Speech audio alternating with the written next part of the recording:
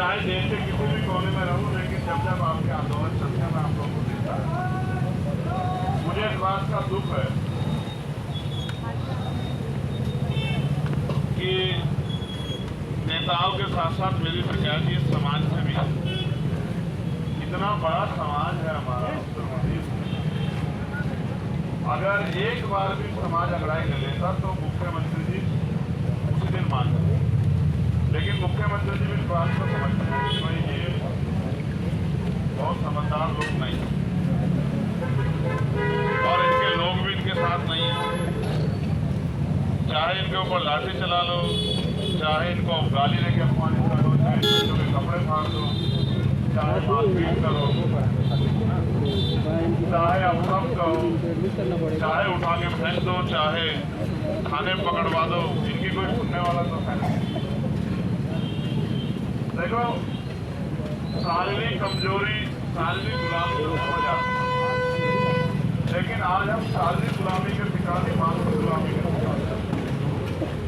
ना हम अपने संख्या बल को समझते हैं और ना ही हम अपने दिमाग का सही प्रयोग करते हैं। अभी बिहार में जातिगत जनगणना और आप सबने देखा होगा कि 90% से ज़्यादा आबादी बिहार में दलित, पिछड़े, आदिवासी, मुसलमान, जैन, बौद्ध के SC/ST, OBC, माइनॉरिटी के लोग।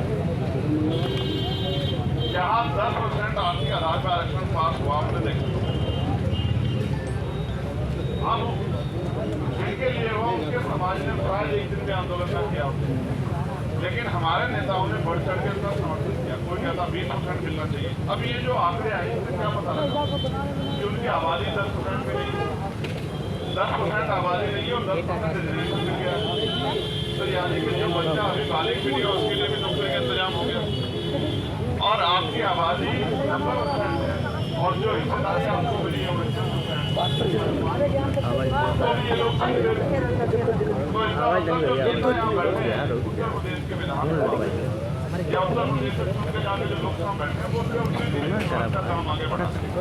अगर वास्तविकता में वो समाज के लिए राजनीति कर रहे होते तो आपकी लड़ाई लड़ते, आपको क्यों बैठने देते? आपने तो वोट दिए ना। वो यहाँ आपकी जगह खुद बैठते, आपको कहते बहनों आप घर में जाके बैठो, हम लड़ेंगे ना लड़ाई।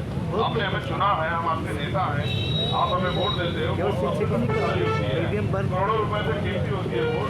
आप क्यों लड़ोगे? हम लड़ेंगे। लेकिन बुरा ही है उत्तर प्रदेश कि जितने नेता हमने निर्माण किए वो बेचारे अपने व्यक्तिगत स्वार्थ, अपनी राजनीति, व्यक्तिगत राजनीति के भीतर समाज के लिए नहीं बोल पाते। परिणाम ये है कि आपको 530 सीट से लड़ना पड़ेगा।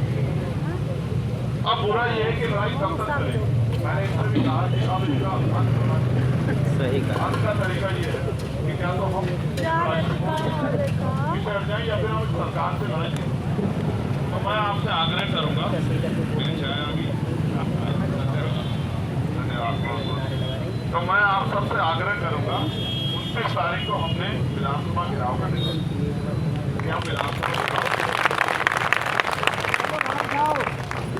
देखो बंद करो, नहीं आए पढ़े लिखे लोग हैं ना आप लोग। आपसे तो कोई ये भी नहीं कह सकता कि भाई ये कम पढ़े लिखे लोग हैं। आपने तो अब आप सोचो जब पढ़े लिखे लोगों के साथ ये हाल है तो गांव का आम आदमी किस तरह के शोषण का शिकार या उसके अधिकारों पर किस तरह घात किया जा रहा हो। मैं आपसे अपील करूँगा, ये जो सरकार है इसका चरित्र ऐसा है कि ये सिर्फ वोट से डरती है। इस आंदोलन को और तेज करना पड़ेगा। अगर कल के बाद, परसों के बाद ये नहीं माने ना, तो मैं आपसे कहूँगा कि आप इस आंदोलन को अगले 3 महीने अलग तरीके से। मैंने तो ठीक है बाबूजी, थोड़ा शांति से फिर हमें आंदोलन को बदलना पड़ेगा।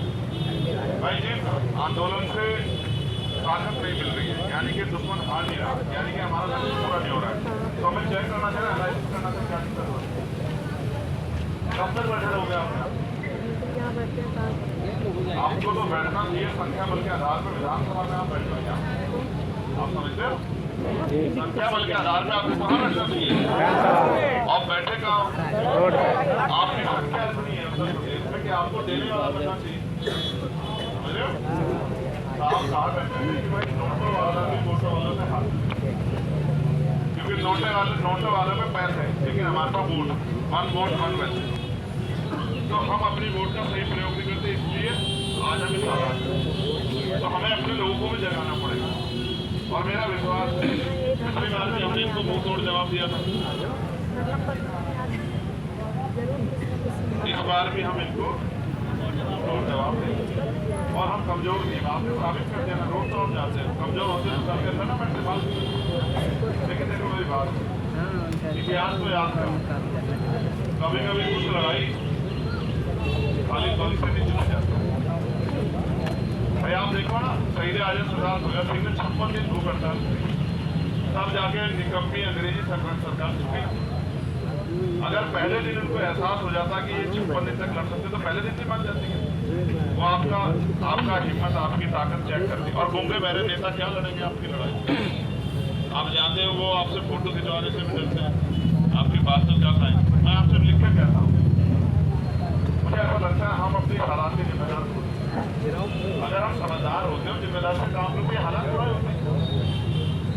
अब 24 का चुनाव आ रहा है, चुनाव नजदीक, आज जितना मतलब अगर आप डटे रहे ना, तो ऐसे जैसे प्रधानमंत्री हाथ जोड़े थे ना, आपको याद है किसानों के आगे, अगर मुख्यमंत्री आपके आगे हाथ ना जोड़े तो मैं राजनीति में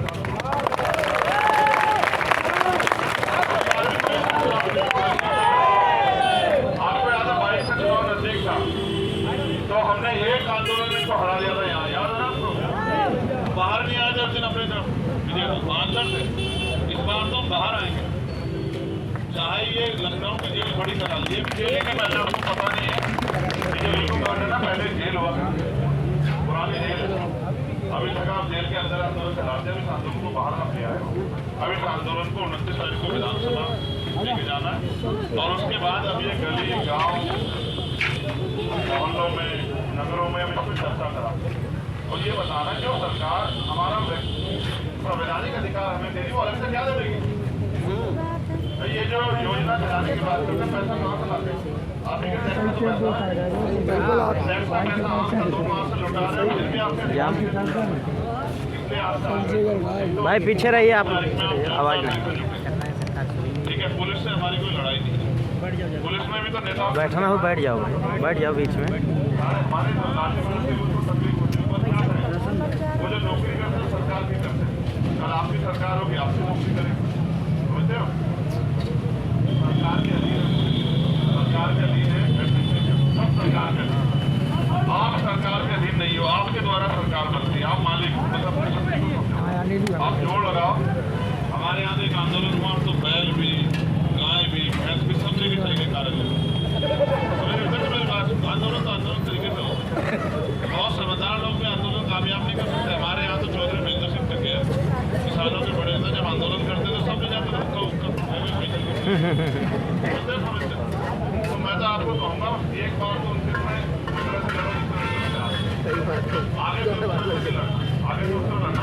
चाहिए, होता है समझते। और सब कुछ है हमारे पास, मैं तो इसलिए कम आता हूँ लोगों के बीच में, आपको रखते देख कभी ये कहने लग जाएंगे भाई चुप करिए, आपको चला रहे हैं। भाई आप देखो ना, मेरे पास तो एक व्यक्ति यहाँ होता तो मैं उसको रोज खड़ा कर देता है विधानसभा, मैं करोड़ रुपया शिक्षक भर्ती के बच्चों को अपने यहाँ दूंगा। आपने मुझे इतनी ताकत दी, अब थोड़ी थोड़ी चीजें ताकत मुझसे कह रहे होते भैया भाई वोट की लड़ाई नहीं है मेरी। आप सोचो मेरे पास कम अवसर होंगे क्या? जब मैं आपके बीच में चला गया और मैं मुकदमों जेल से डरता है तो इन्होंने मेरे को गोली चलाई, आप सबको पता लगा होगा? पता। तो मैं तो गोली की परवाह करते हुए अगले दिन 3 दिन बाद फिर खड़ा था। अभी भी कौन सी सुरक्षा है मेरे पास?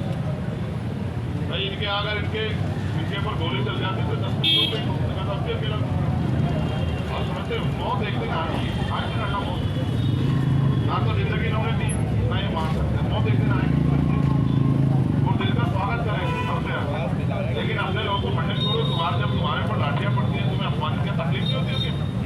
जब हम तुम्हें बहन कहते हैं तो हमें तकलीफ नहीं होती होगी? हम तो जिनको जानते हैं उनकी लड़ाई भी लड़ते हैं। तुम्हारे तो बीच में रह गए, तुम्हें तड़पते देखा, लड़ते देखा, तुम्हारे आंसू की वैल्यू समझते हो? तुम्हें एहसास नहीं होगा, जब भी तुम्हारे ऊपर लाठी उठती है तुम्हें अपमानित किया जाता है, बहुत दर्द होता है। लेकिन क्या करें, अगर ऐसा होता है कि तुम्हारे अधिकार किसी के दफ्तर में रखे होते तो वो दफ्तर चाहे तोड़ के ले आते, एक मुकदमा तो जाता, उसको उठा लेते फाइलों को। लेकिन तुम्हारे अधिकारों के तुम्हारे मुख्यमंत्री बैठे और हमने वोट देके सकते नहीं उनको। भाई अगर हमारे लोग दलित मुख्यमंत्री को वोट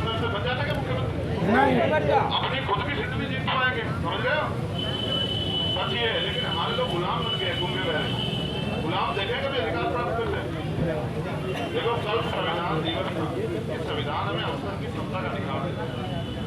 आज हम पे अवसर की समता है तो हम लोग कंपटीशन दे पा रहे हैं। कल संविधान दे कौन पूछने देगा? ये ताकत आप यहाँ बैठे हो, ये नहीं बैठने देते, संविधान की वजह से बैठे हो। आर्टिकल 19 आपको देता है अधिकार विरोध करने का, चाहे सुप्रीम कोर्ट के अधिकार उसके ऑर्डर के खिलाफ हो सरकार के। लेकिन याद रखो आप में इतनी बड़ी ताकत है कि आप चाहो तो निजाम बदल मन पक्के करो, भावनात्मक हो तो अधिकार नहीं मिलेंगे। वो डिपार्टमेंट बताओ जिसमें इस पॉलिसी जो रिजर्वेशन की पॉलिसी उसकी वजह से हमारे लोग ना, कोई डिपार्टमेंट नहीं है ना। मगर बुरा ये है कि वो लोग अपनी नौकरी से सीखे। आप अभी नौकर बने भी नहीं, आप ही सरकार से नौकर बना, कल आपसे पोलियो पिलवाएंगे, जनगणना करवाएंगे, आपसे और पता नहीं क्या क्या करवाएंगे। देखो वो जानते हैं शिक्षा हथियार है, और आपको आपसे पता क्यों डर रहे हैं? मुझे ऐसा लगता है मुझे ये संघर्ष करके ये नीचे के लोगों को भी संघर्ष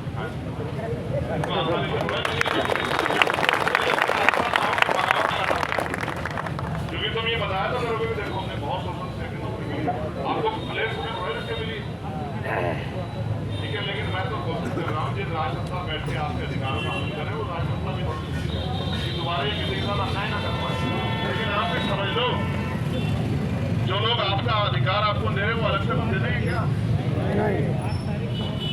समझदार बनो। आप गुलाम नेताओं के चक्कर में पड़ोगे तो फिर लाठियां खानी पड़ेगी। मेरा बात चले तो मैं तो आपसे कहूँगा एक विधायक जो दलित पिछले वर्ग का उसको पकड़ के लाने बैठा, ठीक है।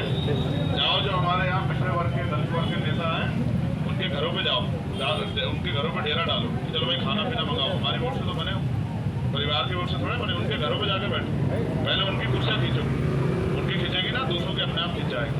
समझते पहले आप जाओ उनके जो आपका खून है, जिन लोगों को आपने शक्ति दी उनके आ जाओ, उनकी कुर्सियाँ पर चलो हमारे साथ बैठो। अगर कोई राजनीतिक व्यक्तियाँ बैठे हो तो नुकसान होगा क्या? चलो फायदा होगा, समझते हो? उसके आपके दिल में प्रेम पड़ेगा उसके प्रति, तो वो क्यों नहीं बैठ रहे हैं आगे? क्या उनका आपका भी वोट का हिस्सा है? भाजपा और उनमें कोई फर्क नहीं है क्या? तो आज आप आजकल में उनके पास जाओ, उनसे भी कोई समर्थन नहीं। और परसों विधानसभा गिराव इतना मजबूत करेंगे हम कि जो विधानसभा के अंदर लोग बैठे हैं वो कान बंद करके बैठे हैं। समझते हो? इतनी शक्ति अर्जित करके आप लोग क्या करोगे? जो हम पे अड़सठ तो हमारे साथ नहीं, ठीक है। और एक मजबूत वो करेंगे नौजवान बल्ली बल्ली का टैक्स घुस जाएंगे क्या?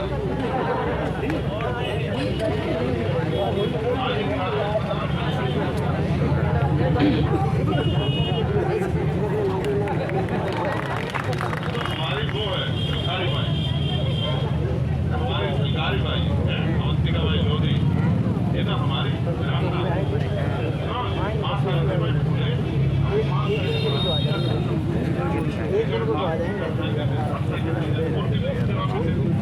तो 29 तारीख को विधानसभा का घेराव है। कम से कम लाखों लोग जो है लखनऊ की धरती पर उतरेंगे विधानसभा घेराव करने के लिए।